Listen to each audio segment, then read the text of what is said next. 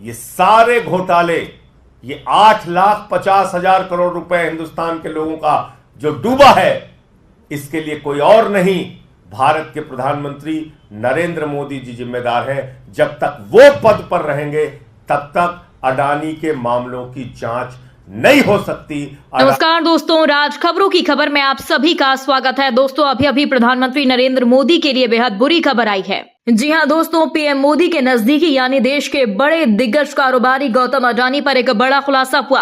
दोस्तों, अडानी की company Adani group पर एक बार फिर गंभीर आरोप लगे। कहा गया है कि शेयर मार्केट में अडानी ने गरीब मध्यम वर्गीय परिवारों और व्यक्तियों को मोदी की मदद से लूटा है।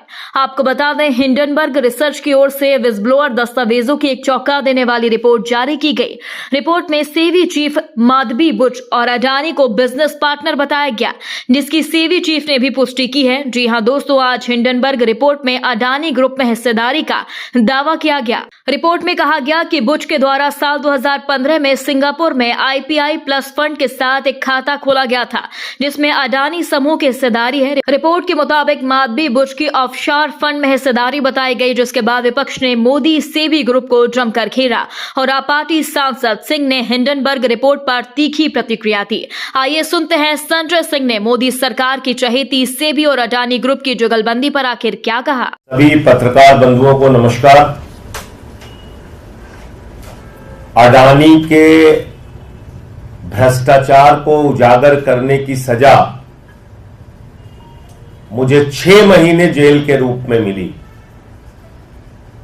और आपको याद होगा कि देश की संसद में मैंने नारा लगाया था प्रधानमंत्री जी के सामने कि मोदी अडानी भाई भाई देश बेच के खाई मलाई। मोदी जी ने क्या किया? मोदी जी ने कहा इसको पकड़ के जेल में डालो। उठा के मुझे जेल में डाल दिया गया। 6 महीने में जेल में रहा। जुर्म यही था, मैं फिर दोहरा रहा हूं, वो नारा संसद में, मोदी अडानी भाई भाई देश बेच के खाई मलाई। और आज क्या खुलासा हुआ है? माननीय सर्वोच्च न्यायालय में जब यह मामला गया, माननीय सर्वोच्च न्यायालय ने कहा इस पूरे प्रकरण की जांच सेबी करेगा। सेबी इस पूरे प्रकरण की जांच करेगा। यानी जिस भ्रष्टाचार के मामले की जांच सेबी अध्यक्ष को करनी थी, वहीं पर इनका पैसा लगा हुआ है, वहीं पे इनका इन्वेस्टमेंट हुआ है लगभग $10 मिलियन। और ये एक विसिल ब्लोअर के माध्यम से इस बात का खुलासा हुआ। और तब मैंने चिल्ला चिल्ला के कहा था कि यह बहुत बड़ा भ्रष्टाचार है, जेपीसी से इसकी जांच कराओ। और तब मेरी एक नहीं सुनी गई, बल्कि उल्टा मोदी जी ने उठा के हमको जेल में भेज दिया। तो मैं भारत के प्रधानमंत्री से पूछना चाहता हूं, आप भ्रष्टाचार पे बड़ी बड़ी बातें करते हैं, भ्रष्टाचार को खत्म करने की गारंटी देते हैं, भ्रष्टाचारियों को जेल में भेजने की गारंटी देते हैं, और आपने एक तेलंगाना की सभा में कहा था अडानी कांग्रेस को टेम्पू में भर भर के रुपया पहुंचा रहा है। आप देश के प्रधानमंत्री होकर इतना बड़ा आरोप लगाते हैं, और जैसे ही आपकी शपथ ग्रहण समारोह होती है, भारत के सेना के सर्वोच्च पद पे बैठे हुए लोग पीछे बैठते हैं, अडानी आगे बैठता है।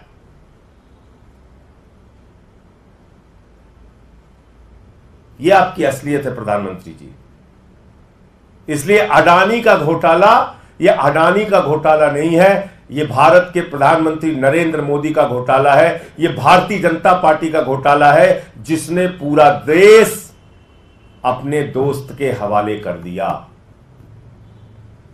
हिंदुस्तान के एयरपोर्ट की जमीन, हिंदुस्तान के सारे लगभग सारे एयरपोर्ट एक एक करके अडानी को दिए जा रहे हैं। रेल अडानी को, सेल अडानी को, कोयला की खदान अडानी को, गैस अडानी को, पानी अडानी को, बिजली अडानी को, सड़क अडानी को, सीपोर्ट अडानी को।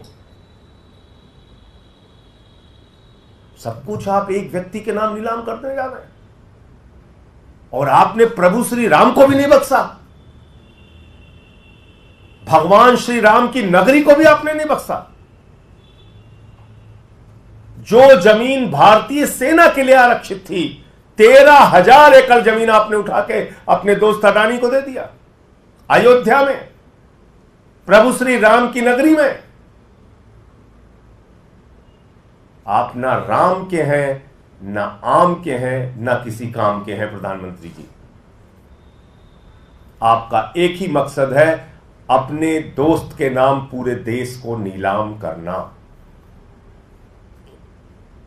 और इसलिए अब यह जो मामला सामने आया है, सेबी अध्यक्ष की सारी जांच बेबुनियाद है, निराधार है, और अडानी के किसी भी मामले की जांच में दी गई, उसकी कही गई बात और रिपोर्ट का कोई मतलब नहीं है जो सुप्रीम कोर्ट में उन्होंने दाखिल किया है। माननीय सर्वोच्च न्यायालय को इसका संज्ञान लेना चाहिए, क्योंकि तथ्य छुपाए गए, सच्चाई छुपाई गई सुप्रीम कोर्ट से। सरकार ने झूठ बोला सुप्रीम कोर्ट में। अब नए खुलासे के बाद उसका संज्ञान लेना चाहिए, नंबर 1।